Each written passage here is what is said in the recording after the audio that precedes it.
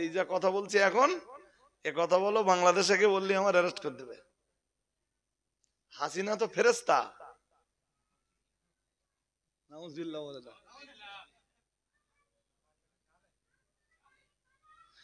উতি আবার বাংলাদেশের কেউ কেউ কি বলেছে জানেন?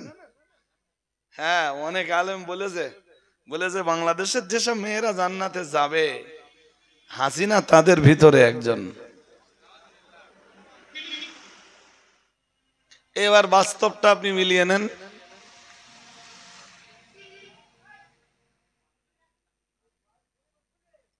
বাস্তবটা মিলিয়ে নেন। হ্যাঁ, টাকা দরকার। কোরআন বলেছে আল মালু ওয়াল বানুনা জিনাতুল হায়াতিদ দুনিয়া। মহান আল্লাহ জানিয়েছেন 15 পারা সূরা বানি ইসরাঈলে, সূরা কাহফে আল্লাহ জানিয়েছেন আল মালু ওয়াল বানুন। মহান আল্লাহ জানিয়েছেন অর্থ সম্পদ এবং তোমাদের সন্তান সন্ততি। আল্লাহ পাক জানিয়েছেন জিনাতুল হায়াতিদ দুনিয়া, এটা তোমাদের পার্থিব জীবনের সৌন্দর্য। আর একটু মন খুলে বলেন। আপনাদের আবার মনে হতে পারে যে হুজুর টাকা আপনার লাগে না, সবার লাগে। দুনিয়ায় বেঁচে থাকবার জন্য টাকা দরকার।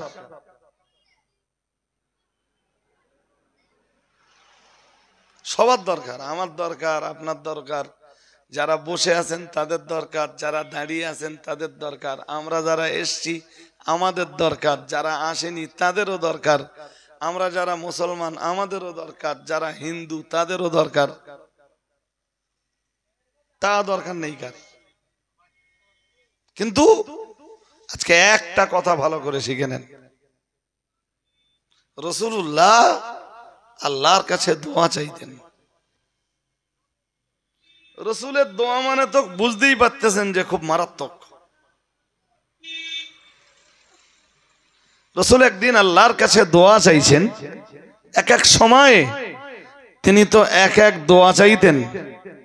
তা একদিন দোয়া চাচ্ছেন রসুল আল্লাহর কাছে, বলছেন আল্লাহ, আল্লাহুম্মা ইন্নী আউযু বিকা মিনাল আসাস। মানে 5টা কথা ওই দোয়ায়। কটা? আল্লাহুম্মা ইন্নী আউযু বিকা মিনাল আসাস।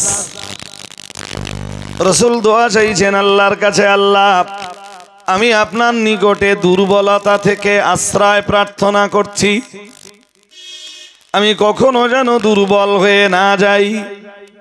সুবহানাল্লাহ। আরেকটু মন খুলে বলেন, কি হয়ে না যাই? কি হয়ে না যাই? কারণ কি? আল্লাহ আমি দুর্বল হয়ে পড়লে এখনো আপনার যেটুকু ইবাদত করতে পারছি, আপনার এইটুকু ইবাদতও আমি করতে পারবো না। এখান থেকে কি বোঝা যায় বলেন দিন? দেহের শক্তি আল্লাহর ইবাদতের জন্য। আর একটু মন খুলে বলুন, দেহের শক্তি কি করার জন্য? বলুন, সবাই বলুন। ইবাদতের জন্য, না মারপিট করার জন্য?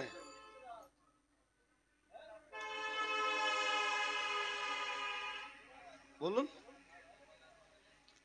যদিও আজকের সমাজের ভিতরে এ চিন্তা খুব একটা কাজ করে না, কিন্তু দেহের শক্তি মূলত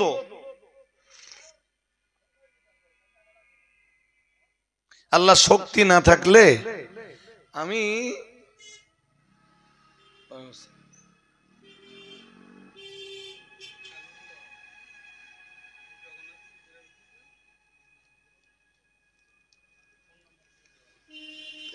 আপনি আব্বার নাম লাগবে তো, সব লিখে দিতে পারবেন বসে? এখন নেন, প্রথম কাজ করেন, আপনার মোবাইল নাম্বারটা আমরা একটু সেভ করে দেন। নেন, এটা আমার থেকে আপনারও তো একটা কল করেন, আগের দিন সে আমার সেভ করা হয়নি।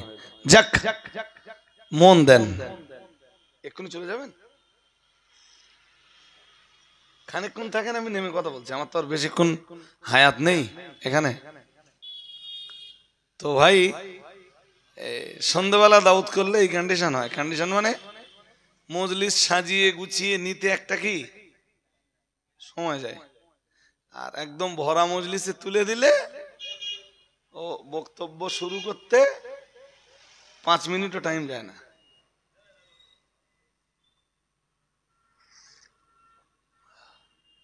তখন না,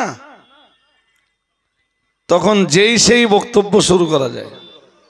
যাক, তো আমি যেটা বলছিলাম, ইবাদত করতে গেলে শক্তি দরকার কেন? চলুন কোরআনের কাছে জিজ্ঞেস করি, কোরআন জবাব দেবে। আল্লাযীনা ইয়াযকুরুনাল্লাহা কিয়ামান ওয়া কুউদান ওয়া আলা জুনুবিহিম।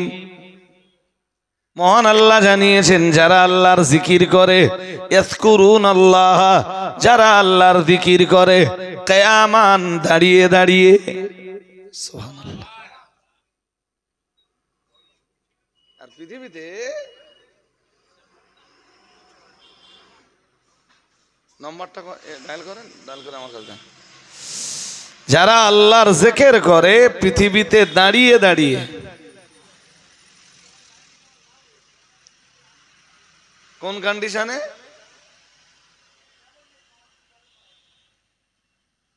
আল্লাযীনা ইয়াযকুরুনাল্লাহা কিয়ামান। আবার বলছি, যারা আল্লাহর জিকির করে। আপনি একটু ওয়েট করুন, নেমে আসি না, চলে যাবেন। আচ্ছা, ওটা আপনি এখন কাছে রাখেন, আমি নেবো কোনি আপনার কাছে, হোয়াটসঅ্যাপ করে নেবো কোনি।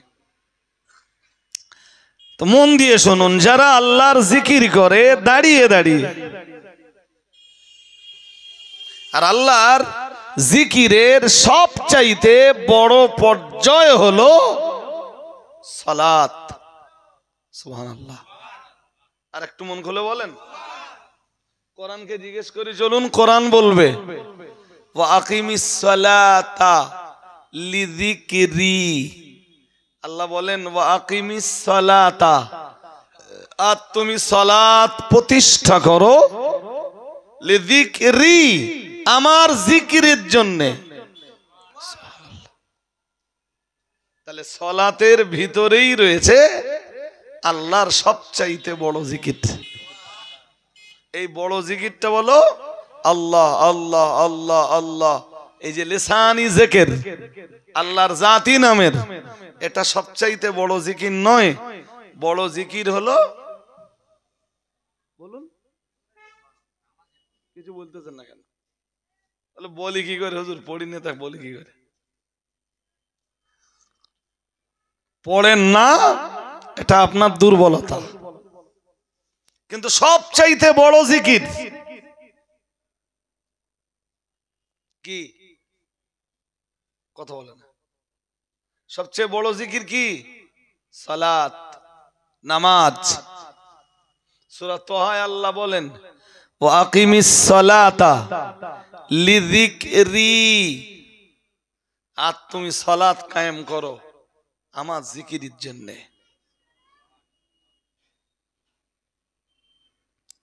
বান্দা তো কোনো কালেই সফল না সালাত না থাকলে। আমি আবার বলছি কথাটা, সালাত না থাকলে বান্দা কোনো কালেই সফল নয়। বান্দা সব সময় বিফল যদি জীবনে সালাত না থাকে। কোরআনকে জিজ্ঞেস করি, চলুন, কোরআন বলবে ইয়া আইয়ুহাল্লাযীনা আমানুর কাউ। মহান আল্লাহ জানিয়েছেন, হে দুনিয়ার ঈমানওয়ালা মানুষের দল, এর কাউ, তোমরা রুকু করো। পরে আবার জানিয়েছেন অসজুদু, তোমরা সাজদা করো। ইয়া আইয়ুহাল্লাযীনা আমানু, এ পৃথিবীর মানুষেরা, এ দুনিয়ার ঈমানওয়ালা মানুষের দল, এর কাউ, তোমরা রুকু করো। এটা আল্লাহর প্রথম নির্দেশ। আল্লাহ পাকের দ্বিতীয় নির্দেশ অসজুদু, তোমরা সাজদা করো। তাহলে প্রথম নির্দেশ তোমরা রুকু করো, সেকেন্ড নির্দেশ তোমরা সাজদা দাও। অবুদু রব্বাকুম, আল্লাহ পাকের থার্ড নির্দেশ, তৃতীয় নির্দেশ। মহান আল্লাহ বললেন অবুদু রব্বাকুম, তোমরা তোমাদের রবের ইবাদত করো।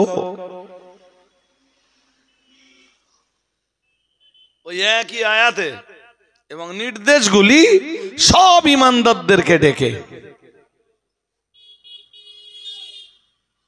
ইয়া আইয়ুহাল্লাযীনা আমানু রুকউ ওয়াসজুদু ওয়া'বুদু রাব্বাকুম ওয়াফআলুল খায়রা। 4 নম্বরে মহান আল্লাহ আবার নির্দেশ দিয়েছেন ওয়াফআলুল খায়রা, পৃথিবীতে যত ভালো কাজ আছে সেগুলো আঞ্জাম দেওয়ার চেষ্টা করো। কাজ কটা? 4টে। কাজ কটা? প্রথমটা রুকু, দ্বিতীয়টা সাজদা, তৃতীয়টা রবের অন্যান্য ইবাদত, চতুর্থটা ভালো কাজ। আল্লাহ বললেন এই 4টে কাজ করো লাআল্লাকুম তুফলিহুন, তবেই তোমরা সফল। আর একটু মন খুলে বলেন, তবেই তোমরা কি সফল।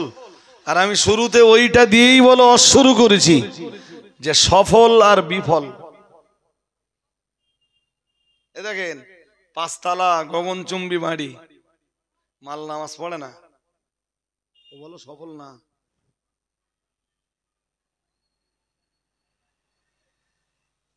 আমি বলছি না, এ কোরআন বলছে তো। সফল হতে গেলে তার ভিতরে রুকু থাকতে হবে, সফল হতে গেলে তার ভিতরে সাজদা থাকতে হবে। রুকু সাজদা নামাজে না নামাজের বাইরে? জোর করে বলেন। তুমি গগনচুম্বী বাড়ি করে কি করবা যদি নামাজ না থাকে?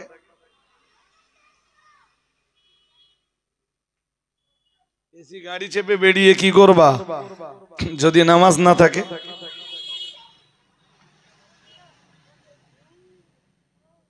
বিরাট বড় মুসলিম ঘরের বিরাট বড় নেতা, নামাজ পড়ে না, তোমার নেতৃত্ব কোনো কাজে আসবে? আরে জোর করে বলেন না কেন? এসব কথা আমার নাকি? একটাও আমার না। এই যা বলছি কিছু তো খানিকটা তো আয়াত পড়ে পড়ে বলছি, আর যেগুলো আয়াত না পড়ে বলছি জানবেন আপনারা চাইলে আমি আয়াত পড়ে পড়ে আপনাদেরকে বুঝিয়ে দিতে পারবো ইনশাআল্লাহ। কোরআনকে জিজ্ঞেস করুন, কোরআনুল কারীমের সূরাতুল হাক্কা 29 পারা, সূরা হাক্কাকে জিজ্ঞেস করলে সূরা হাক্কা বলে দেবে। চলেন আমরা হালকা একটু শুনে নেই কি বললেন আল্লাহ। আল্লাহ বললেন ওয়া আম্মা মান উতিয়া কিতাবাহু বিশিমালিহি। আল্লাহ বললেন যাদের হাসরের মাঠে যাদের কিতাব দেওয়া হবে বিশিমালিহি, বাম হাতে। কিতাব মানে আমলনামা। কিতাব মানে কিসের কিতাব? যেই কিতাবে ফেরেশতারা আমাদের নেক আর বদ কাজগুলো সব লিখছে। এ কি বিশ্বাস না অবিশ্বাস? জোর করে বলে না। আমরা সারাদিন যা করি, 24 ঘন্টায় যা করি, ফেরেশতারা সব লিখছে। এ কথা বিশ্বাস না অবিশ্বাস? বিশ্বাস তো। এ কথা কোরআনে আছে। কোরআনে আল্লাহ বলেন ওয়াকুল্লা শাইইন আহসাইনাহু কিতাবা। আল্লাহ বলেন তোমরা যা কিছু করো আমি সব কিছু কিতাব আকারে লিখে রাখি। অন্য আয়াতে আছে আল্লাহ বলেন ওয়া ইন্না আলাইকুম লাহাফিযিন কিরামান কাতিবিন ইয়ালামুনা মা তাফআলুন। মহান আল্লাহ জানিয়েছেন ওয়া ইন্না আলাইকুম লাহাফিযিন।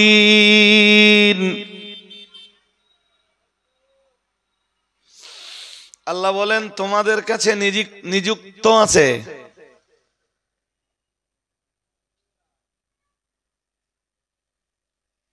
লেখক, সম্মানিত লেখক ফেরেশতাগণ। ওয়া ইন্না আলাইকুম লাহাফিযিন কিরামান কাতিবিন ইয়ালামুনা মা তাফআলুন। যদিও আমাদের দেশের কিছু নির্বোধ মৌলবী তারা বলে যারা পাপ পুণ্য লেখে তাদের নাম কিরামান আর কাতিবিন। এসব মৌলবী হলো নির্বোধ মৌলবী। আসলে এই কিরামান কাতিবিন এ কথার অর্থ হলো সম্মানিত লেখকগণ। মানে কি? লেখকগণ হলে দুইজন হয় না বহুজন হয়? কত বলে? দুইজন হলে তো লেখক দয় হতো। ওয়া ইন্না আলাইকুম লাহাফিযিন কিরামান কাতিবিন, মহান আল্লাহ জানিয়েছেন তারা হলেন সম্মানীয় লেখকগণ। ইয়ালামুনা মা তাফআলুন, তোমরা যা করো তারা তা জানেন এবং সেগুলোকে লিখে ফেলেন। কি করেন? কিতাব তৈরি হচ্ছে। আর ঠিক ওই কিতাবটাই আপনারা যেটাকে সহজভাবে জানেন আমলনামা, ওই কিতাবটাই হাসরের ময়দানে ভালো মানুষদের হাতে তুলে দেওয়া হবে ডান হাতে, আর পাপীদেরকে তুলে দেওয়া হবে। কি আমার দিকে মন নেই নাকি? আমার সাথে কথা বলতে হবে তো। ভালো মানুষদের ডান হাতে আর পাপিষ্ঠদের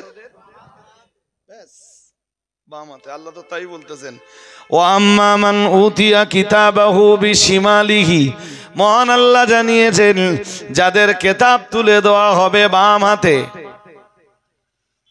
আল্লাহ পাকের কোরআন জানিয়েছে ফায়াকুলু ইয়া লাইতানি লাম উতা কিতাবিয়া, ওরা বাম হাতে ওদের আমলনামাটা পাওয়ার সঙ্গে সঙ্গেই বলবে ইয়া লাইতানি লাম উতা কিতাবিয়া, হায় আফসোস যদি আজকে এই কিতাব তুলে না দেওয়া হতো। আমলনামাটা না দিলেই ভালো হতো। গল্প শুনছেন আমার কাছে না কোরআন থেকে শুনছেন?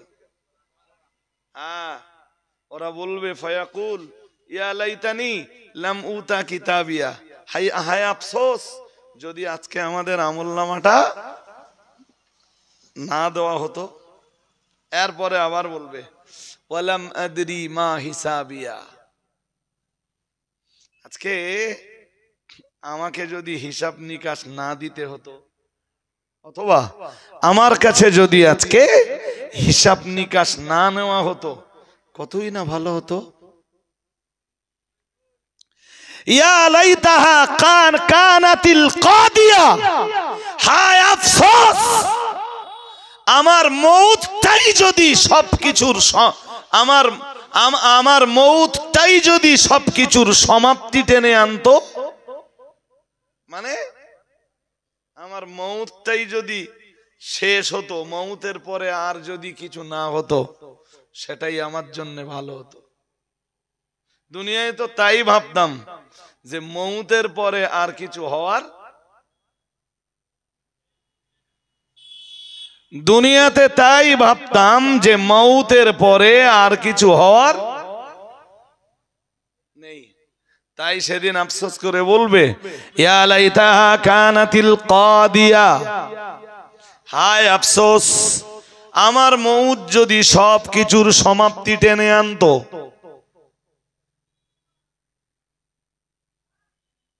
এরপরে কি ভাববে জানেন? এরপরে বলবে মা আগনা আন্নি মালিয়া, হায় আফসোস আমার মাল আমার কোনো কাজে এলো না। শুনছেন?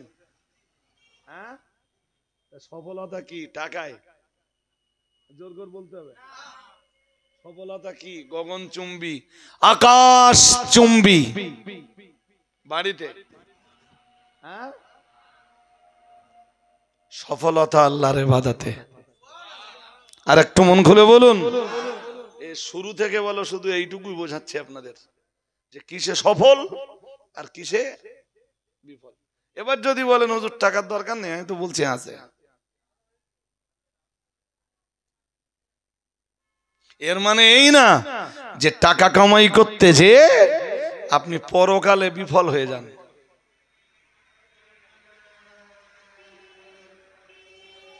ওরা বলবে, বাম হাতে যাদের আমলনামা, ওরা বলবে মাগনা আন্নি মালিয়া, আমার মাল আমার কোনো উপকারে আসলো? এরপরে কি বলবে জানেন? এরপরে বলবে হালাকা আন্নি সুলতানিয়া, আমার তো পৃথিবীতে সালতানাত ছিল, সুলতানাত ছিল, নেতৃত্ব ছিল, কর্তৃত্ব ছিল, আমি মানুষের উপরে আঙুল ঘোরাতাম, সেটাও শেষ হয়ে গেল।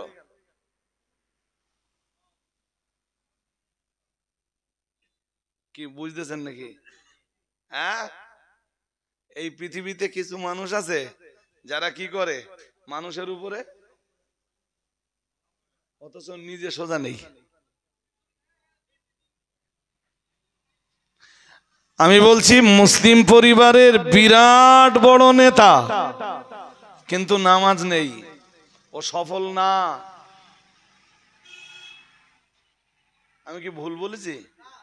কোন নেতা যদি আমার উপর রাগ করে, আমার কিছু করার আছে? হ্যাঁ, না। তোমার সম্পদ আছে, টাকা আছে, বাড়ি আছে, গাড়ি আছে, জমি জায়গা আছে, লোকবল আছে, বাহুবল আছে, জনবল আছে, পাওয়ার আছে, ক্ষমতা আছে, প্রতিপত্তি আছে, তাকাত আছে, কর্তৃত্ব আছে, নেতৃত্ব আছে, সব আছে।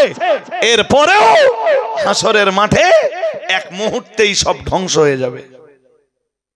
এবং তুমি নিজেই সেদিন বলবা হালাকা আন্নি সুলতানিয়া, আমার কর্তৃত্ব শেষ হয়ে গেল, আমার নেতৃত্ব আজকে শেষ হয়ে গেল, আজ আমার কিছু করার। দুনিয়ায় তো 6 কে 9, 9 কে 6, হ্যাঁ কে না, না কে হ্যাঁ, যেটা হবে না সেটা হইয়ে দিলে, যেটা হওয়ার সেটা হতে দিল না, এমন ঘটনা আজকের পৃথিবীতে একদম এভেলেবেল। হ্যাঁ না বলবেন তো? এই যা কথা বলছি এখন, এ কথা বলো বাংলাদেশে কে বললি আমার অ্যারেস্ট করে দেবে। হাসিনা তো ফেরেশতা, নাউজুবিল্লাহ বলে দাও। উদি আবার বাংলাদেশের কেউ কেউ কি বলেছে জানেন? হ্যাঁ, অনেক আলেম বলেছে, বলেছে বাংলাদেশের যেসব মেয়েরা জান্নাতে যাবে, হাসিনা তাদের ভিতরে একজন।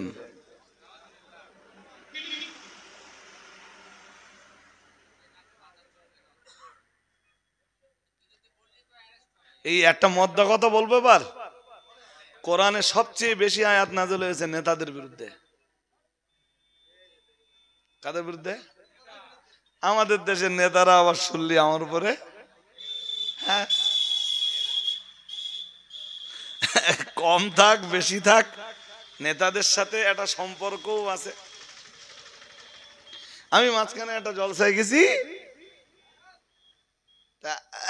যে আমার দাওয়াত করেছে, গ্রামের ছেলেরা বলছে হুজুর আপনার এই দাউদ যে লোক করেছে, ও লোক নেতা হয়ে শুনেছেন? আর কিরাম নেতা? তাহলে পঞ্চায়েত প্রধান হয়েছে শুনেছেন? ভালো হয়েছে।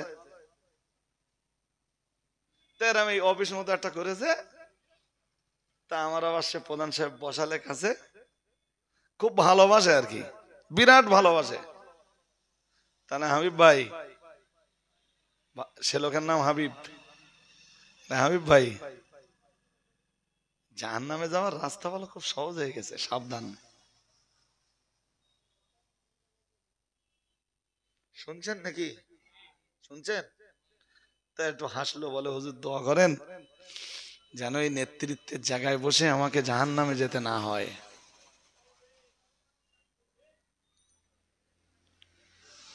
জনগণের যত বেশি জনগণের দায়িত্ব আপনার উপরে চাপবে, আপনার জাহান্নামে যাওয়ার রাস্তা তত ক্লিয়ার।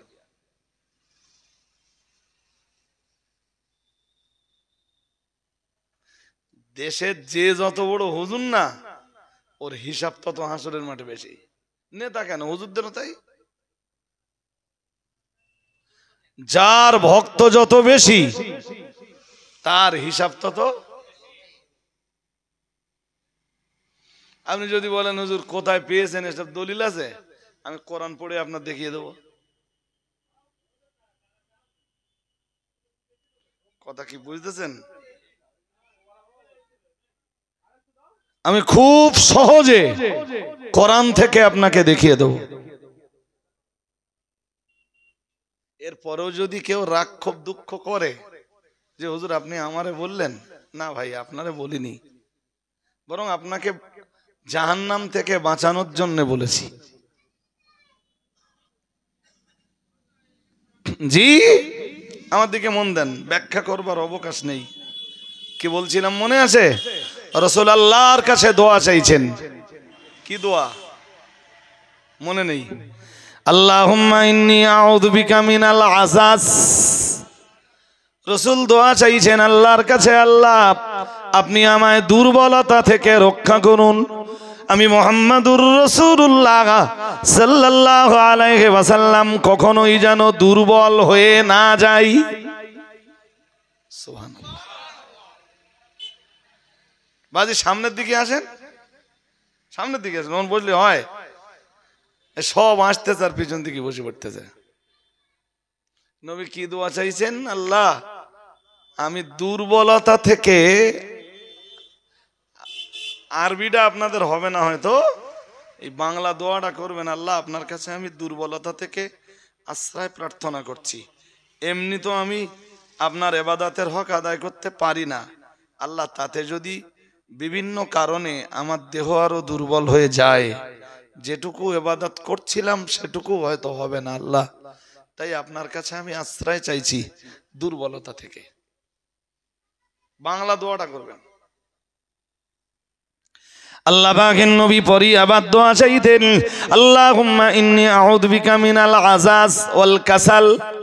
মুহাম্মাদুর রাসূলুল্লাহ সাল্লাল্লাহু আলাইহি ওয়াসাল্লাম আরো দোয়া চাইতেন, আল্লাহ আপনি আমাকে অলসতা থেকে রক্ষা করুন। সুবহানাল্লাহ। কি থেকে বলুন দিন? হ্যাঁ, এই আজকে সমাজের যেসব লোকেরা একদম পুরো বেনামাজি, মাইন্ডে নেন না জান, আর নিলেও কিছু এসে যায় না। সমাজে যারা ফুল বেনামাজি, দোকানে বসে আছে, নামাজ পড়তে যায় না। সময় নেই তাই কথা বলেন। হ্যাঁ, এলছেন ওরেই জিজ্ঞেস করেন, রো ভাই নামাজ পড়বা না? তাহলে নামাজ তো পড়া উচিত, মুসলমানের বাচ্চা, নামাজ না পড়লে হবে? ও বুঝতে পারতেন নামাজ পড়তে হবে, এরপর ও যাচ্ছে না। এলসেমি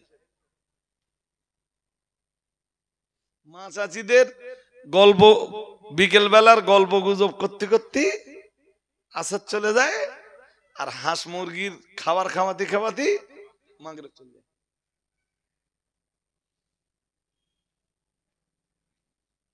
এলসেমি কি কথা বলেন না কি?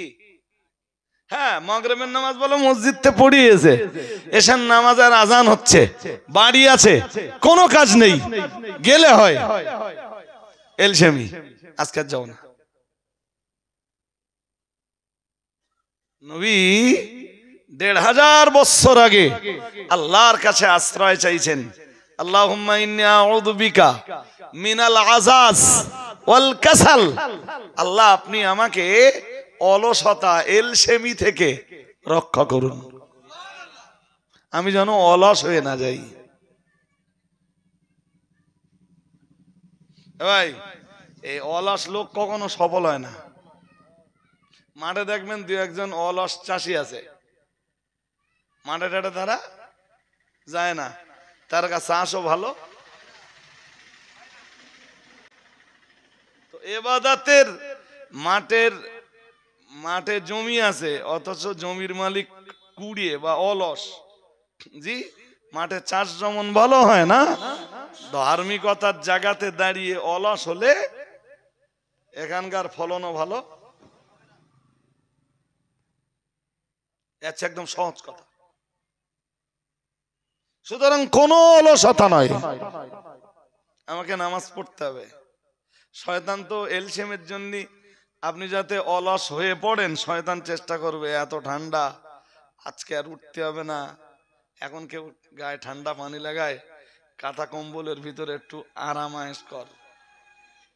ফজরের নামাজে তো আরো বেশি লাগবে, এই উঠিস না খবরদার, এত কষ্ট কেউ করে নাকি?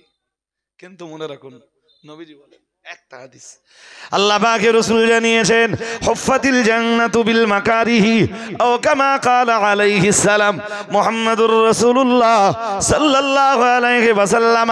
আল্লাহ পাকের নবী জানিয়েছেন, আল্লাহ জান্নাতটাকে ঘিরে রেখেছেন কষ্টের পর্দা দিয়ে। কিসের পর্দা বলুন? কি ঘিরে রেখেছেন? হ্যাঁ, ওই জান্নাতে যেতে গেলে কষ্টের ওই পর্দা তুলতে হবে। আর কষ্টের ও পর্দা তুলতে গেলে দুনিয়াতে আল্লাহর ইবাদতে কষ্ট করতে হবে।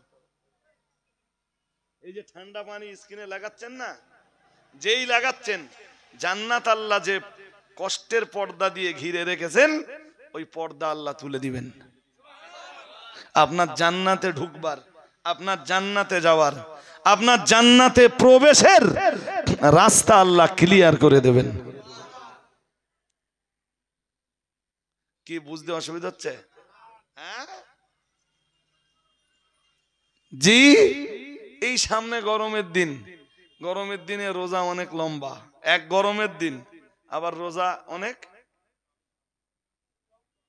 গত বছর খুব গরম পড়েছে না? হ্যাঁ না বলে না? হ্যাঁ পড়েছে, পড়েছে। আল্লাহওয়ালারা রোজা ছেড়েছে।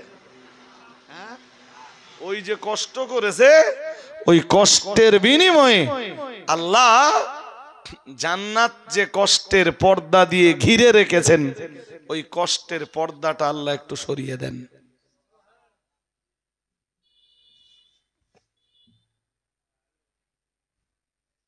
রাসূল দোয়া চাইছেন, আল্লাহ আমি এলসেমি থেকে যেন বাঁচি, আল্লাহ আমি যেন অলস হয়ে না পড়ি। সুবহানাল্লাহ। নবীর 2 নম্বরের দোয়া। 3 নম্বরে ওই একই দোয়ার ভিতরে রাসূল 3 নম্বরে আবার বলতেছেন, আল্লাহুম্মা ইন্নী আউযু বিকা মিনাল আযাজ ওয়াল কাসাল ওয়াল জুবুন। আল্লাহ পাকে নবী আবার দোয়া চাইছেন, ও রব্বুল আলামিন আপনি আমাকে রক্ষা করুন কাপুরুষতা থেকে। কি থেকে বলেন দিন? কাপুরুষতা। বোঝেন? বোঝেন? বোঝেন না? বোঝেন না? ভালোই বোঝেন, কাপুরুষতা বুঝবেন না আবার? কাপুরুষতা হলো আপনি দেখতে পাচ্ছেন, আপনি দেখতে পাচ্ছেন আপনার বাড়ির পাশে, একটা উদাহরণ দিয়ে বোঝাচ্ছি, বাড়ির পাশে ধনী গরিবের উপরে অত্যাচার করছে, মানে ধনী গরিবের সীমানা বা এই বর্ডার,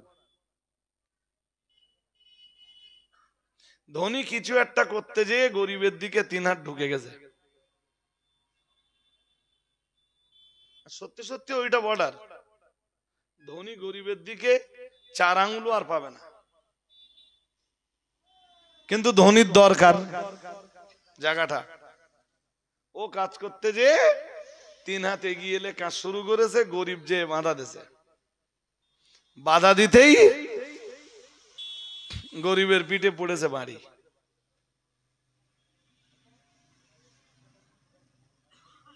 আর গরিবের পিঠে যখন বাড়ি পড়ে, তার পক্ষে দাঁড়িয়ে কথা বলার লোক হয়? হ্যাঁ না জোর করে বলেন। হ্যাঁ,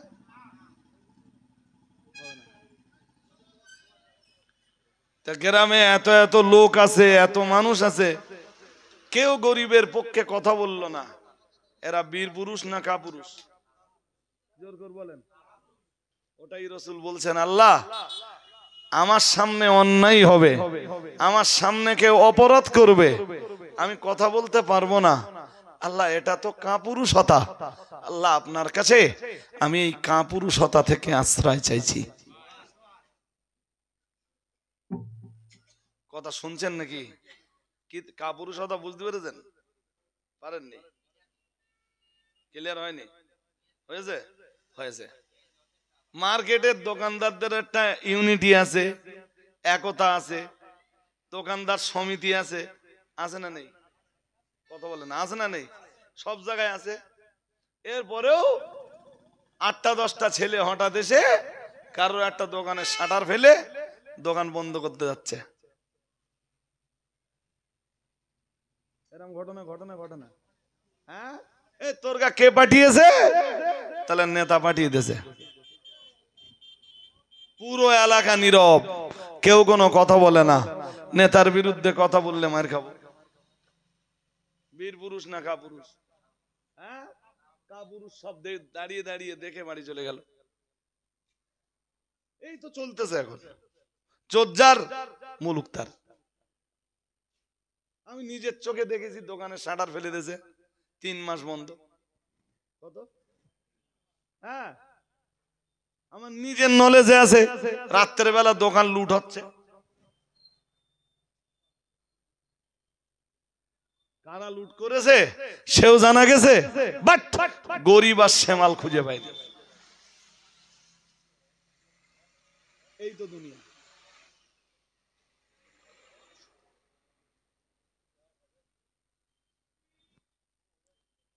আমার কথা শুনলে কারো কারো হয়তো বড্ড খারাপ লাগবে, জি, কিন্তু আমি সমাজের বাস্তব চিত্রটাই আপনাদের কাছে তুলে ধরছি, সেই শুরু থেকে নিয়ে এই পর্যন্ত।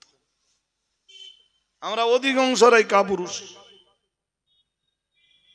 মসজিদের ইমাম মেহরাবে দাঁড়িয়ে হক কথা বলার ক্ষমতা, বলুন বলুন, না নেই।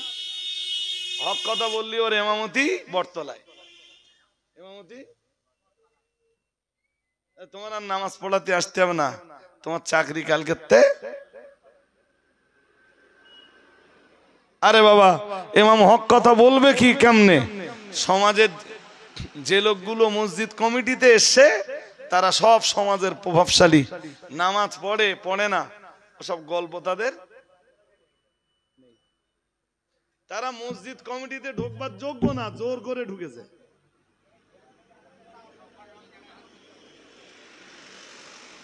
আমার কথা বুঝতেছেন না বোধহয়? বুঝতেছেন? তারা মসজিদ কমিটিতে ঢোকবার যোগ্য না, ঢুকেছে কি করে বলেন দিন? কথা বলে না, জোর করে জোর করে। মসজিদ কমিটিতে থাকবার, মসজিদ পরিচালনের দায়িত্ব আল্লাহ কাদেরকে দিয়েছেন? এটা সূরা তওবার 18 নম্বর আয়াতে আছে। এই মসজিদগুলো কারা দেখভাল করবে? এখানে কারা কর্তৃত্ব করবে? এখানে কারা নেতৃত্ব করবে?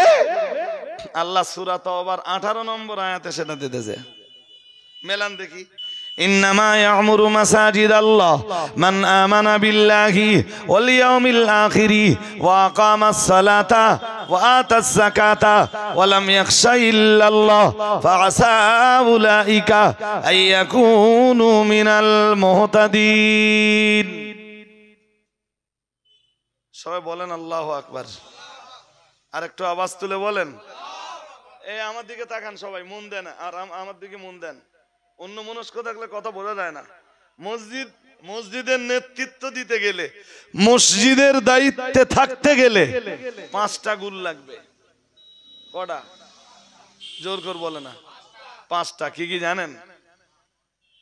আল্লাহ পাকের কোরআন 1 নম্বরে জানিয়েছে, মহান আল্লাহ জানিয়েছেন ইন্নামা ইয়ামুরু মাসাজিদাল্লাহ। মহান আল্লাহ জানিয়েছেন মসজিদ আবাদ করবে তারাই, মসজিদের নেতৃত্ব তারাই দান করবে। আল্লাহ পাক 1 নম্বরে জানিয়েছেন মান আমানা বিল্লাহ, যারা 1 নম্বরে যারা ঈমান এনেছেন আল্লাহর উপর। এরপরে মহান আল্লাহ বললেন, আল্লাহ পাক আবার বললেন ওয়াল ইয়াউমিল আখির। 2 নম্বরে বললেন যারা পরকালকে বিশ্বাস করেছে। একে যারা আল্লাহকে বিশ্বাস করেছে, দুইয়ে যারা পরকালকে বিশ্বাস করেছে। আমরা যেন বললাম আল্লাহ, এরপর মহান আল্লাহ বললেন ওয়া আকামাস সালাতা, মহান আল্লাহ জানিয়েছেন যারা সালাত প্রতিষ্ঠা করেছে। কি করেছে? সালাত কি করেছে? পড়েছে বলিনি, কি করেছে? হ্যাঁ, নিজের জীবনেও কায়েম করেছে। আর নিজে সালাত নিজের জীবনে প্রতিষ্ঠিত করার পরে এবারে সমাজের মাটিতে নামাজের আন্দোলন শুরু করেছে। শুনছেন নাকি? হ্যাঁ, নিজের জীবনে সালাত কায়েম করার পরে এবারে সালাত কায়েমের আন্দোলন শুরু করেছে।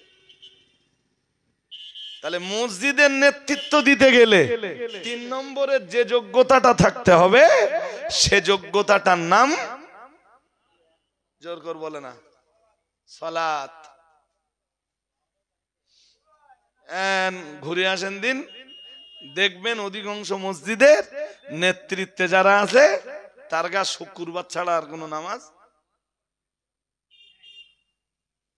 যেটা সভাপতি সেও নামাজ পড়ে না, যেটা সেক্রেটারি সেও নামাজ পড়ে না, যেটা ক্যাশিয়ার সেও। আরো দেশে তাদের যা বিভিন্ন ধরনের লকআপ আছে, সেসব শুনলি তো মাথা কাজ করবে না।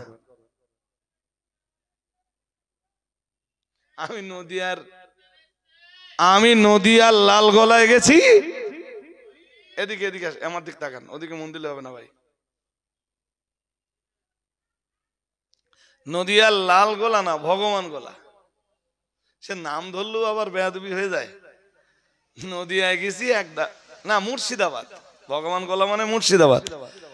দাওয়াতে গেছি, যে দেখি স্টেজের সভাপতির মুখে দাঁড়িয়ে, তা যে দাওয়াত করেছে সে একটু আলেম মতন।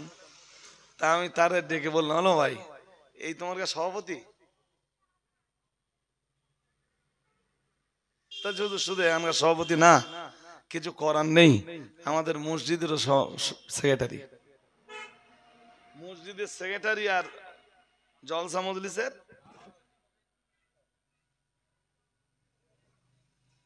হ্যালো ভাই, নামাজ কালাম পড়ে? তা আমারে বললো হুজুর পরে বলবেন, স্টেজে তো বেশি কথা তখন বলবার মতো নো কন্ডিশন। আমরা জিজ্ঞেস করলাম আল্লাহ মসজিদ কারা নেতৃত্ব দান করবে? মহান আল্লাহ বললেন 5টা গুণ লাগবে। 1 লাগবে আল্লাহর প্রতি ঈমান, 2 লাগবে পরকালের প্রতি ঈমান, 3 লাগবে ইকামাতুস সালাত, নামাজের প্রতিষ্ঠা। আমরা বললাম 4 নম্বরে কি লাগবে? মহান আল্লাহ বললেন ওয়া আতাজ যাকাত, মাল থাকলে তারা যাকাত দেবে। অধিকাংশ ধনীর যাকাত নেই, যা দেয় খানিকটা থেপগো মতন। ওই মনে করেন যে 2 লাখ টাকা যাকাত হয়, 10,000 টাকা শাড়ি কিনে বিলগে দিলে আর মনে করলে সব মালের যাকাত দেওয়া হয়ে গেছে। কি বলছি শুনছেন নাকি? হ্যাঁ, 2-1 আমার বলে, হুজুর ও যাকাতের চেয়ে অনেক বেশি দিয়ে দিছি। What is this? আড্ডা মারা হচ্ছে? তোমার কে বলেছে যাকাতের চাইতে বেশি দিতে? সারা বছর যা যারে যা দেয় সব ধরে রাখে যাকাত দিচ্ছি। ধর্মের সাথে আড্ডা মারা হচ্ছে না? ওই যাকাত দাও, তাহলে হ্যাঁ ওই লুঙ্গি গেঞ্জি কিনে দেই 1000-20 টাকা রোজার সময়।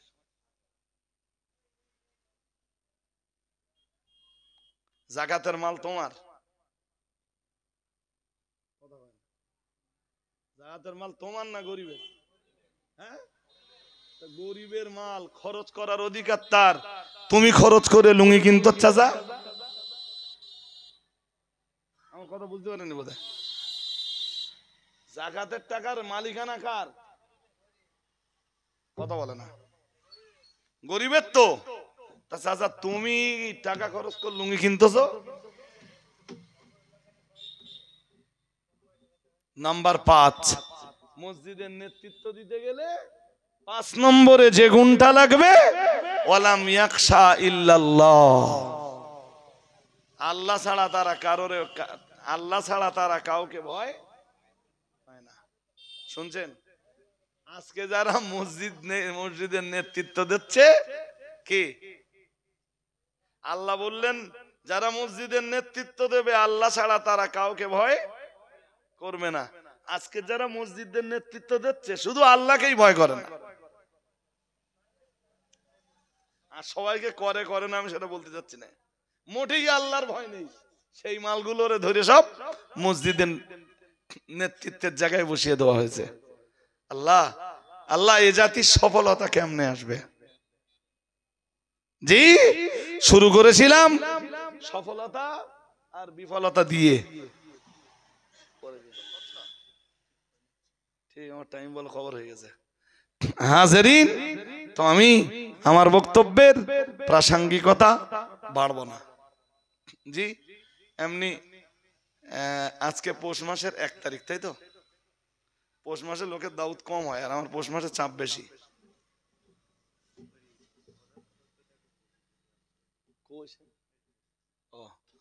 তো হাজারিন, আমি বক্তব্য থেকে বিদায় নিচ্ছি। শেষ বেলায় একটা কথা বলি আপনাদের। গত বছরে আমি খাদিজার জন্য, আমার দায়িত্বে খাদিজা চলে, জানেন তো? জানেন তো। খাদিজার নতুন একটা কাজ শুরু করেছিলাম, সেটা ছিল খাদিজার সদস্য বৃদ্ধি করো বা সদস্য বাড়াও। দেখতে দেখতে গত 1 বছরে আমরা খাদিজার নতুন সদস্য বাড়াই 10,000। কত? যারা বছরে 100 টাকা, 200 টাকা, 500 টাকা, যার যেমন ক্ষমতা বছরে একটা পয়সা দেবে, যার ন্যূনতম পরিমাণ 100 টাকা। আপনাদেরকে বলছি যে খাদিজার সদস্যটা মেহেরবানি করে একটু হন। 100 টাকা বছরে অন্তত দেবেন, খাদিজা মাদ্রাসার একটা সদস্য হন। এই মৌলানা সাহেবকে বললেও করে দিতে পারবে সদস্য। আমি এই আবেদনটা আপনাদের কাছে রাখছি। আর দেখতে দেখতে আপনাদের মাঝে এসেছেন মাওলানা মুজাফফর রহমানী সাহেব। তিনি অল্পক্ষণ কথা বলতে বলতে, আপনারা অনেকে চেনেন না, চেনেন?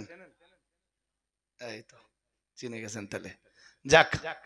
তো সে ভাই এই আত্মীয়তার পরিচয় দেওয়াটাও আমার কাছে ব্যক্তিগতভাবে খুব বেশি পছন্দনীয় না।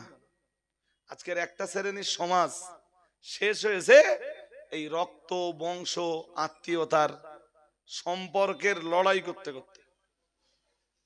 আমার কথা কি বুঝতেছেন? আমি ব্যক্তি পরিচয়ে বেশি বিশ্বাসী। আত্মীয়তার পরিচয়, রক্তের পরিচয়, বংশের পরিচয়ের চাইতে আমি ব্যক্তি পরিচয়ে বেশি পছন্দ তো করি আর বিশ্বাসও করি। তাই জি, কারণ একটা সময় আমরাও খুব লড়েছি ভাই এই রক্ত পরিচয়, বংশ পরিচয় এসবের ব্যাপারে। তো আল্লাহর কাছে রক্ত গোস্তর চাইতে আল্লাহর কাছে কি ঈমান, আমল, এলেম, ঈমান, আমলের মর্যাদা অনেক বেশি। জি ভাই, আলেম মানুষের মজলিসে বসলে কি হয় জানেন? যেটুকু কথা পাবেন ওটুকুতে দিন ঈমান বাঁচবে, ধ্বংসটা হবে না। সে সুদ থাক না থাক, আওয়াজ থাক না থাক, মনোরঞ্জনের বিষয় থাকুক না থাকুক, ওটা বড় ব্যাপার নয়। বিষয়টা হলো আলেমদের কাছে ওই গল্পে গল্পে যা শুনবেন ওতেই দিন ঈমান বাঁচবে ইনশাল্লাহ। বলুন আর একটু আওয়াজ দিয়ে বলেন ইনশাল্লাহ। ধৈর্য ধরে বসুন ভাই। জামিয়া রহমানিয়া যাদের মাধ্যমে চলে, মাওলানা মুজাফফর রহমানী তাদের ভিতরের অন্যতম দায়িত্বশীল একজন কর্তা। জি, তো আমি বক্তব্যের সমাপ্তি ঘোষণা দিচ্ছি।